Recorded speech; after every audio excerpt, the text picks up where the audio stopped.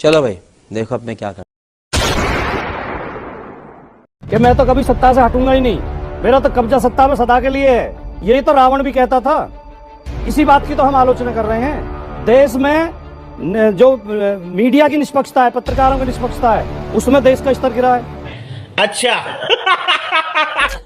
देश में बोझ बढ़ा है, कर्ज बढ़ा है, देश के उद्योगपति देश छोड़ के भाग रहे हैं, काला धन स्विस बैंकों में लगभग दुगना हो गया है। लेकिन अब तक की डिबेट में आपकी मैं केवल एक बात भारतीय जनता पार्टी के प्रवक्ता, भारतीय जनता पार्टी के समर्थक और उनके सहयोगियों की तरफ से केवल एक बात आई है, मोदी जी को तो कोई हरा ही नहीं सकता, मोदी जी को कोई हरा ही नहीं सकता, कोई विकल्प नहीं है।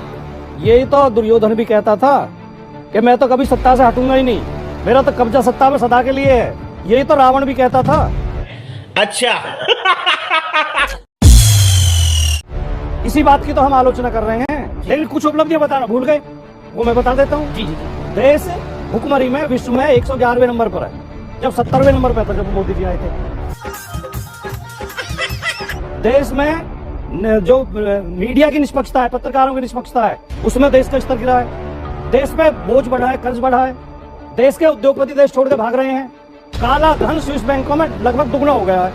मोदी जी ने कहा था काला धन लेकर आऊंगा, उसे नहीं लेके आ पाए। क्योंकि मीडिया की निष्पक्षता की बात भी बोला कि मीडिया की निष्पक्षता की रैंकिंग में देश गिर गया है।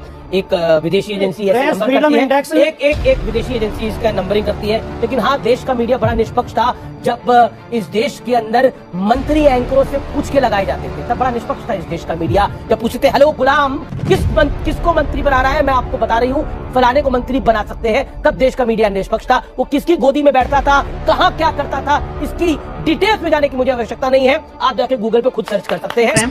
तुम्हारी खोपड़ी में भेजा है कि भजिया। शुक्ला जी से है जी। जीवन पैदा होने से बच्चे के और मृत्यु तक हर जगह हवन में, यज्ञ में, स्कूल के एडमिशन में, राशन प्रमाण पत्र में, जन्म प्रमाण पत्र में, मृत्यु प्रमाण पत्र में जाति पूछी जाती है। आप रूलिंग पार्टी से हैं, जातिगत जनगणना से आप भागते क्यों? संविधान निर्माताओं ने संविधान सभा में जातियों का जातिवाद समाप्त होना चाहिए एक लक्ष्य था। अब जातियों की संख्या 47 से लेकर 22 के बीच में बहुगुणित हुई है। जातियों की संख्या और जातियों में भेद बढ़ाने का आवश्यकता क्या है? जातियां समाप्त होनी चाहिए, सिर्फ शादी ब्याह के लिए नहीं चाहिए।